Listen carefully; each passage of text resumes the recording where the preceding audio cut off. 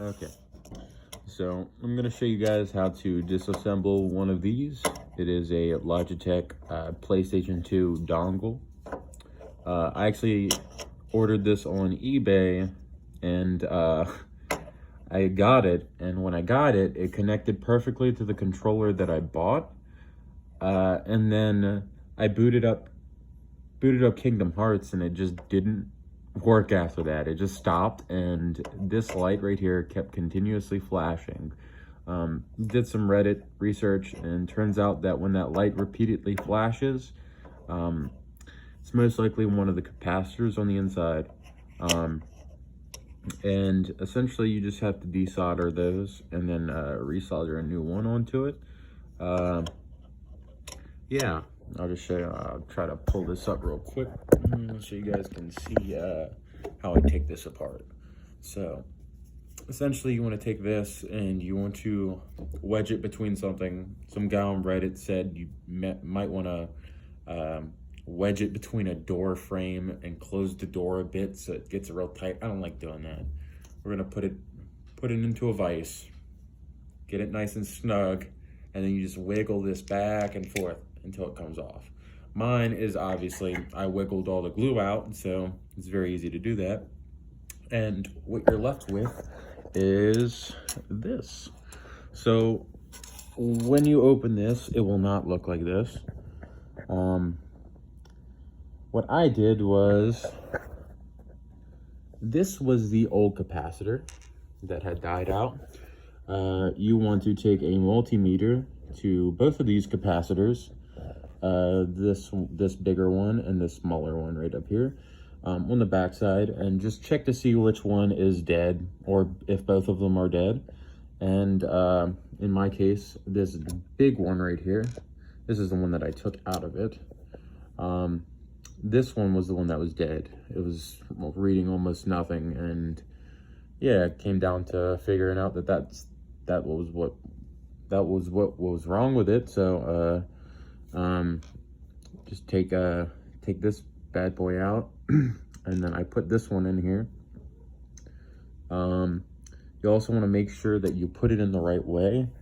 At least I'm fairly certain. I want to make sure myself, but if you look on it, this actually has a little gray stripe right here. So you want that gray stripe facing, essentially away, you want it facing towards the plastic piece. So you want this gray stripe to just be facing this way. But the other one has it on it too, but it's bent. Can't really see it, but yeah. So the new capacitors don't exactly fit in there, unless you get this specific capacitor that happens to be, I believe, a 6.3? Yeah, it's a 6.3 volt. Where this is a 10 volt capacitor, and this is I believe a 0.5. I want to say. I can't remember. I can't really read that one. But essentially, to get around this being a little bit bigger, as you can see, I just let a little bit of lead out, and then I just bent it downward. And yeah, I'll show you the bottom side of this. It's not soldered the best, but I did my best on it.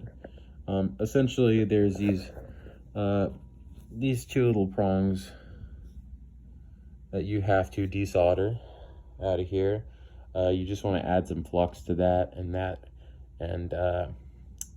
once you add the flux to it, just take some copper wire, some copper wick, and suck up all of that excess solder, and then just wiggle it out of there. It took me a little under an hour to do all this. And then once you get that out, it's pretty smooth sailing from there. You just get a capacitor that is rated for a higher rating than what is actually in it, like this one. Anything above it will do. It just has to be the same, you know, the same general reading, except the voltage does not matter. Like See, it says 470. You just want to make sure it still says 470, but like it can be 10 or 15. It just can't be below it. So just keep that in mind. But yeah, it was pretty easy. Like I said, less than an hour. The hardest part was really honestly getting this plastic cover off. It took me a decent bit to wiggle that off without, you know, being scared I was going to break something.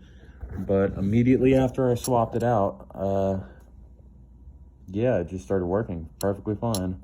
Don't be alarmed if you're having the same issues and it was flashing repeatedly before. Don't be alarmed when it starts immediately again, because it's going to be trying to look for a controller again, and once it pairs to the controller, it won't do that again. It'll just actually find the controller this time.